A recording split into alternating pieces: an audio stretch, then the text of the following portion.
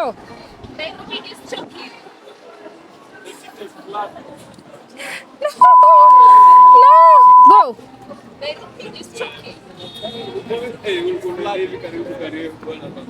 Okay.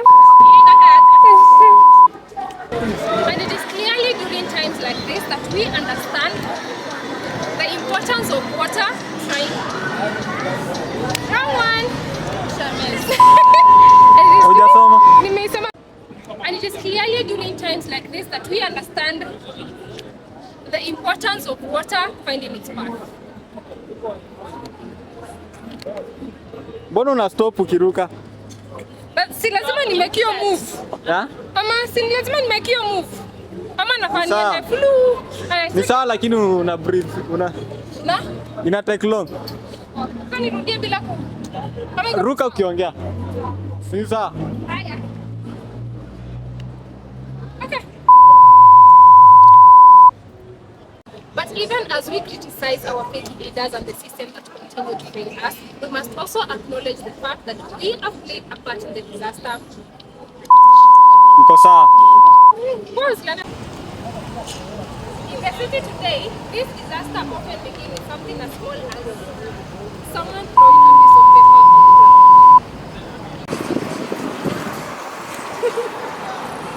on the ground. Sometimes the disasters we blame entirely on leadership are also a reflection of our collective habits as citizens. It is high time we start making proper use of the justice. Action. It is high time we start making use of the justice.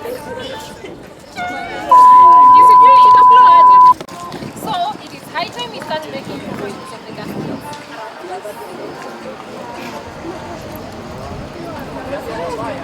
So it is high time we start using proper use of the justice that we have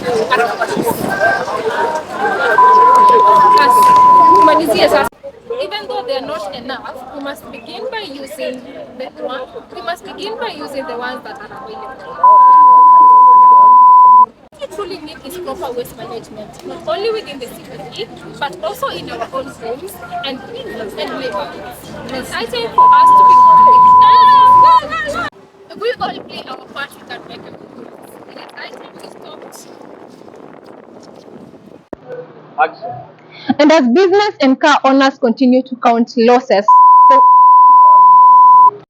So this is Dragon area in Kirinyaga Road, and 3 days after the flood, we are here to see actually the damage. We have tried to interview a couple of the mechanics that are around, but we have unsuccessful. We have from the cars to the logs and the business of people. That umbrella right there was once upon a time a business of a person, and right now it's lying in shrubs. And behind me you can still see the water that is still flowing. Actually, this water came from the river, the Nairobi River, that is 20 meters away from this current location. And that water is what brought about the flood, I think. And behind me you can actually see the water that is still flowing 2 days after the floods. This water is coming from the river that is 20 meters away from this current location, and this water was carrying literally everything from the cars to the logs to the business owners or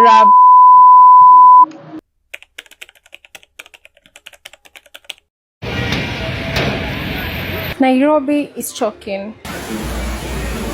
The city is flooding. And it is clearly during times like this that we understand the importance of water finding its path. But even as we criticize our failed leaders and the system that continues to fail us, we must also acknowledge that we have contributed to these disasters ourselves.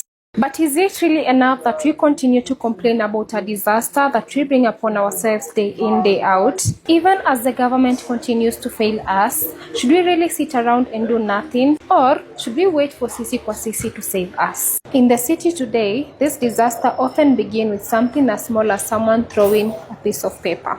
When it rains, this piece of cloth is washed into the drainage system. Then someone else throws another and another. And in the end, we find ourselves choking our own city. Sometimes the disasters we blame entirely on leadership are also a reflection of our collective habits as citizens. So it is high time we start making proper use of the dustbins around us. It is high time for us to start being responsible Kenyans because change begins with you and me.